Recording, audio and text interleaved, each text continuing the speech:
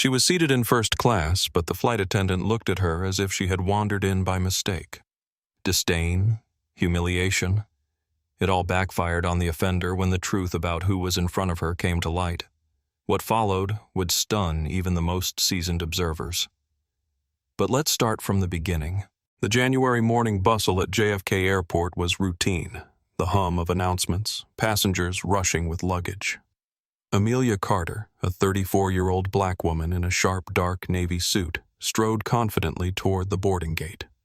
Despite being the CEO of one of the largest airlines in the country, she preferred to remain inconspicuous, avoiding unnecessary attention while traveling. After clearing security, she settled into her first-class seat, 3A. Taking out her tablet, Amelia began reviewing her emails. Her focus was abruptly interrupted by the sharp, piercing voice of a flight attendant. "Excuse me, ma'am," said the woman, a blonde in her mid-40s with her hair tied back in a tight bun. Her expression radiated irritation. "Are you sure you're in the right seat?" Amelia lifted her gaze from the screen, meeting the attendant's eyes calmly. "This is 3A. That's correct," she replied, holding out her boarding pass. The flight attendant frowned. "First class is reserved for premium ticket holders. Perhaps you're mistaken. Economy is toward the back." Amelia held her composure, pausing before responding. "This is my assigned seat. You're welcome to verify it." The attendant turned abruptly and marched off toward the boarding gate. Amelia noticed the curious glances from nearby passengers directed at her. A couple of minutes later, the flight attendant returned, her expression tight as she delivered a strained apology. "Your ticket has been verified. Enjoy your flight," she muttered through clenched teeth before leaving with a visible hint of irritation. Amelia exhaled deeply, doing her best to remain calm. As the plane prepared for takeoff, she couldn't help but notice the flight attendant's deliberate neglect. Her drink was served last, and when dinner service began, she was skipped once again. "Excuse me, is dinner included in first class?" Amelia asked after the attendant bypassed her a second time. "We'll check what's left," came the curt reply before the attendant walked away. A white male passenger seated across from Amelia frowned as he observed the interaction. Reaching into his pocket, he pulled out his phone and began recording. Amelia, outwardly maintaining her composure, quietly noted to herself, "This conversation will not go unnoticed." After takeoff, Amelia tried to focus on her work, but the flight attendant's cold glances and deliberate neglect kept pulling her attention away. An hour into the flight, the tension escalated when the same attendant slammed a glass of water onto her tray table, spilling its contents. "Careful," Amelia said calmly, moving her tablet out of harm's way. The flight attendant raised an eyebrow. "Didn't I serve you already? You're not a queen to demand special treatment," she sneered. Several passengers, including the man across the aisle, resumed recording the scene on their phones. "Your behavior is unacceptable," Amelia said firmly. "I need your name and the contact information for your supervisor." The flight attendant smirked. "Oh, are you complaining? I've dealt with plenty like you. Go ahead, complain. It won't change a thing." Her words hung in the air, followed by an oppressive silence broken only by the whispers of nearby passengers. Amelia glanced at the man with the phone and gave him a subtle nod of acknowledgement. As the beverage service ended, Amelia pressed the call button for assistance.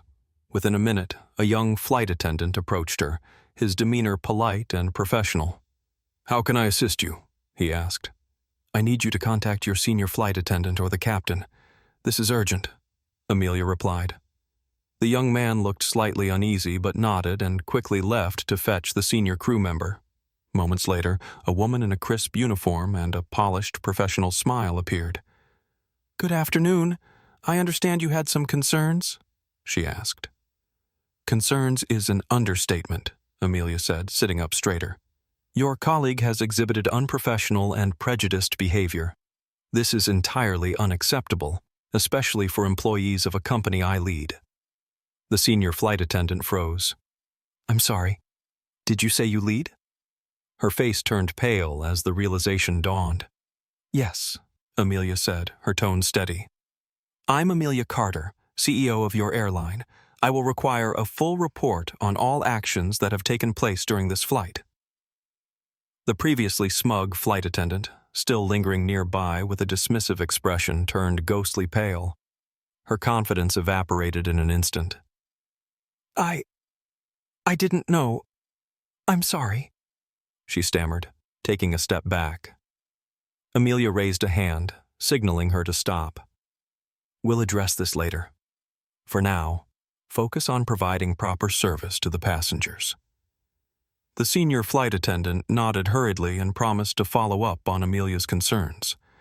The disgraced attendant, now visibly shaken, stepped away silently to resume her duties.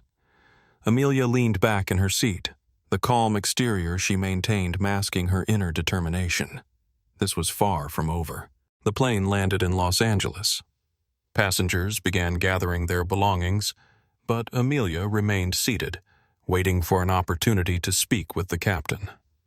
The flight attendant, still pale, nervously glanced in her direction but didn't dare approach. When most of the passengers had disembarked, Amelia stood and walked toward the exit, stopping near the cockpit. The senior flight attendant, standing nearby, looked tense. "Ms. Carter, the captain is ready to see you now," she said. Amelia nodded and the cockpit door opened. The captain, a man in his 50s with graying temples and a composed expression, extended his hand. "Good afternoon, Ms. Carter.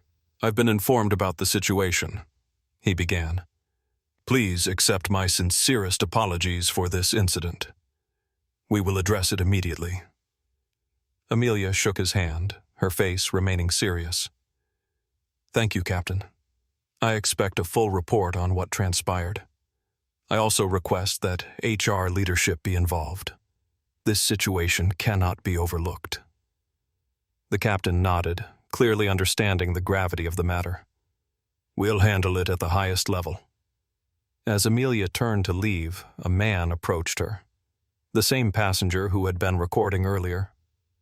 "Excuse me, ma'am," he said. "I saw everything, and I want to give you the video. It could be helpful." Amelia smiled faintly, her tone softening. "Thank you. That would indeed be helpful. Here's my business card. Please send the file to this address." The man handed her his phone, showing that he was already sending the recording. Amelia gave him a nod of appreciation before turning back to the captain and senior flight attendant. "I'll follow up in a few days. This incident should serve as an example of how we will not allow discrimination to tarnish the company's reputation," she said firmly. The offending flight attendant stood frozen nearby, barely holding back tears. She muttered, "I'm sorry, Miss Carter. I didn't know who you were." Amelia fixed her with a steady gaze. "That's exactly the point, miss. It's not about who I am. It's about how you treat people." With those words, she walked toward the exit, leaving the astonished and silent crew in her wake. A week had passed since the incident. The video recorded by the passenger had gone viral, garnering millions of views across social media platforms. Outrage poured in from around the world as people condemned the flight attendant's behavior and voiced their support for Amelia. But more importantly, the discussion had grown beyond a single event, sparking a broader conversation about systemic discrimination in the service industry. Amelia was in her office on the 30th floor of the airline's headquarters. On her desk lay a report from the HR department. After a thorough review, it was revealed that the flight attendant had a history of complaints for rudeness and discriminatory behavior, which had previously been ignored or downplayed. Calling a meeting with her executive team, Amelia announced a new initiative, the Tolerance and Inclusion Program. This initiative included mandatory training for all employees, strict protocols for handling complaints, and independent audits of staff behavior. "We cannot allow situations like this to erode passenger trust or damage our reputation," Amelia said during the meeting.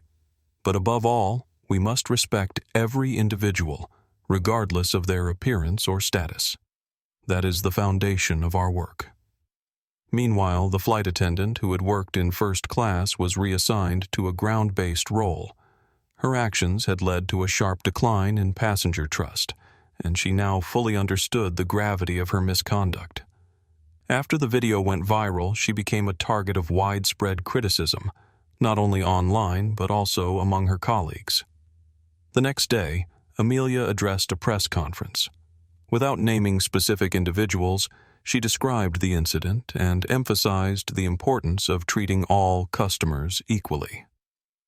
This case serves as a reminder to all of us. We must never judge someone by their appearance, she told the journalists. But most importantly, we must learn and grow from this. I assure you, our company is committed to improvement. That evening, back at home, Amelia opened her laptop and noticed an email from the man who had shared the video with her. In his message, he thanked her for standing up to injustice and expressed hope that the incident would inspire others to do the same. Amelia smiled as she closed the email. She knew this was just the beginning of a long journey, but she felt a sense of fulfillment in having turned a conflict into an opportunity for change. This incident became more than a lesson for the airline. It sent a powerful message to society. Everyone deserves respect, and change starts with the courage to fight for justice.